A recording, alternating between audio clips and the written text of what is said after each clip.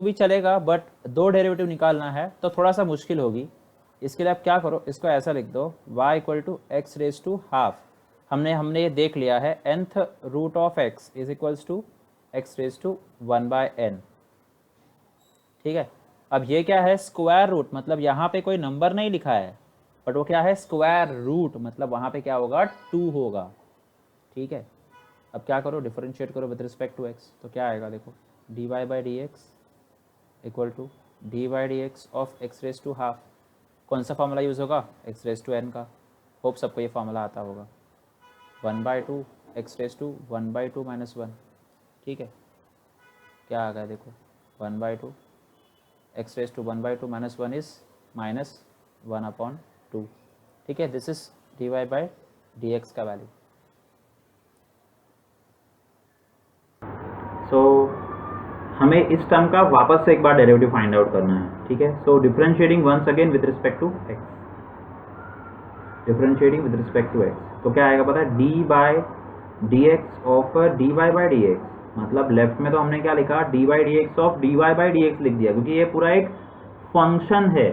D y by d x क्या represent करता है, एक फंक्शन का आंसर रिप्रेजेंट करता है, इक्वल टू 1/2 कांस्टेंट है, उसको बाहर निकाल दो, डेरिवेटिव सिर्फ अप्लाई होगा वेरिएबल टर्म पे, जो कि क्या है, एक्स रेज टू माइनस 1/2। ठीक है, होप ये क्लियर होगा। नाउ इसको कैसे लिखना है, इसको हम लिखते हैं डी स्क्वायर वाई अपॉन नीचे डी एक्स से 2 बार है, तो उसको लिखना चाहिए डी एक्स का स्क्वायर, बट नॉर्मली ऐसे लिखते हैं d x square equal to, okay, hope this is clear, d into d square हो गया, और ये डी एक्स स्क्वायर। ठीक है ना, तो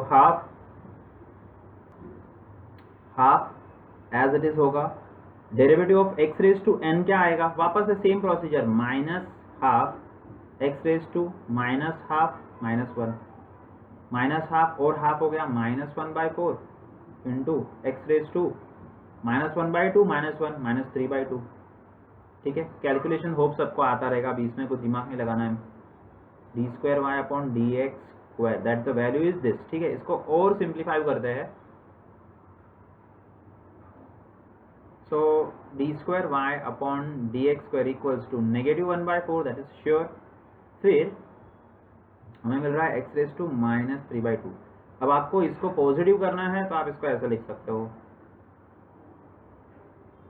-1/4 इंटू 1/x3/2। इसको और सिंप्लीफाई करना है तो you can write this as 1/x√x। Okay, अभी ये कैसे आ गया x√x, देखो x इंटू रूट एक्स। ठीक है, मैं दोनों को पावर के फॉर्म में लिखता हूँ, x का पावर में तो 1 है हमें पता है, और x का पावर में क्या आएगा, हाफ आएगा। ठीक है, जब बेस सेम होता है तो पावर क्या हो जाता है, ऐड हो जाता है, a raise to m into a raise to n क्या होता है, a raise to m plus n। ठीक है ना, ये फॉर्मूला पता है आपको। तो इधर क्या होगा, x raise to 1 plus 1/2 x raise to 3/2। तो कहीं पे लिखा है ना x raise to 3/2, you can write x into root x. Okay, hope ये क्लियर हो गया रहेगा। ठीक है, अब फाइनल आंसर लिख देते हैं, so d square y upon d x square, that is actually -1/4 times x√x। Okay, answer ऐसा भी दिया हो सकता है, आंसर ऐसा भी दिया हो सकता है, आंसर ऐसा भी दिया हो सकता है। ठीक है ना, तो you can right the answer in 3 form. मैंने आपको तीनों फॉर्म बता दिया है, अब फिर भी किसी को डाउट है तो पूछ सकते हो आप। See differentiating with respect to x, so dy by dx equals to d by dx of x raised to -7। ठीक है ना, इसका आंसर क्या आएगा पता है ना, x raised to n के फॉर्मूले से -7 x raised to -8, ये आ गया dy by dx। तो d square y upon d x square क्या आएगा, अगेन डिफरेंशिएटिंग, तो क्या मिलेगा, -7 तो कॉन्स्टेंट बाहर रहेगा, d by d x of x raise to -8। एक फंक्शन का 2 बार डेरिवेटिव निकाल दिया, -7, इसका डेरिवेटिव क्या आएगा, अगेन -8 एक्स रेज टू -9। ठीक है, मतलब 7 8 जा 56 एक्स रेज टू -9। ठीक है ना, d square y upon d x square, that is the value of double derivative.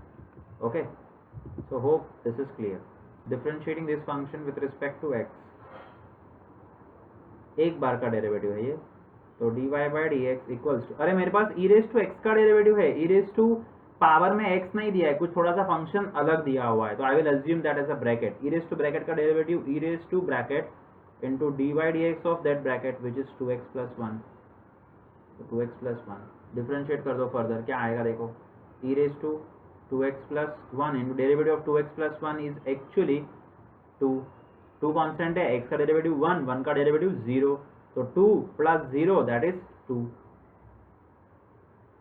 ये सिंगल डेरिवेटिव आया, इसका डबल डेरिवेटिव निकालो, okay, differentiating again differentiating with respect to x, तो क्या आएगा d square y upon d x square equal to 2 constant है उसको हम टच नहीं करेंगे, हम वर्क करेंगे वापस से उसी फंक्शन पे d by d x of e raise to 2x plus 1, ठीक है ना। So 2 derivative of this function is again e raise to x का डेरिवेटिव नहीं है, e raise to 2x plus 1 का कोई पर्टिकुलर डेरिवेटिव नहीं है एग्जैक्टली, ठीक है ना, किसका है एग्जैक्ट डेरिवेटिव किसका है, ई रेज टू एक्स का, तो इसको वापस अज्यूम करो bracket into d by d x of the bracket which is 2x plus 1, और यहाँ पर भी 2x प्लस 1, ठीक है ना। So 2 into derivative of this, ये तो ऐसे ही रहेगा, इसका डेरिवेटिव आएगा अगेन 2 आ गया, 2 मल्टीप्लाई कर दो, क्या बच गया 4 times of e raise to 2x plus 1, ठीक है, that is d square y upon d x square, okay, hope it is clear because हमने ये सारी चीज़ें तो पहले कर ली हुई है ऑलरेडी, ओके। अब एक फंक्शन बचता है दैट इज फॉर्मूला ध्यान रखना है, फॉर्मूला क्या है, e raise to log of m, और लॉग 2 टाइप का होता है, ठीक है ना, एक होता है नेचुरल लॉग, हमने ये 11th स्टैंडर्ड का फंक्शंस चैप्टर में कर लिया हुआ है, और एक होता है common log.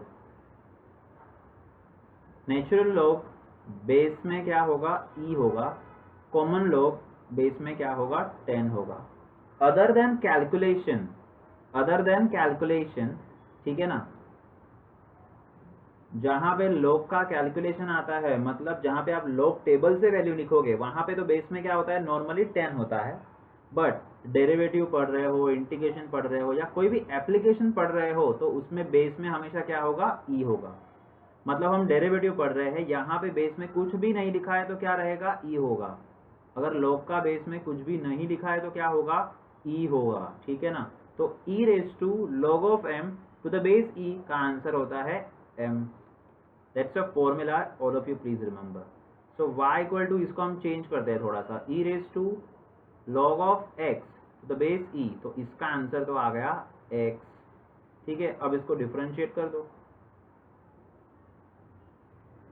So d y by d x equals to derivative of x is 1, वापस एक बार डेरिवेटिव निकालने का है, तो d square y upon d x square, अरे 1 तो एक नंबर है ना, मतलब कांस्टेंट, उसका डेरिवेटिव 0, ओके, तो डबल डेरिवेटिव क्या आ गया 0 आ गया, ठीक है ना। So hope clear with the content.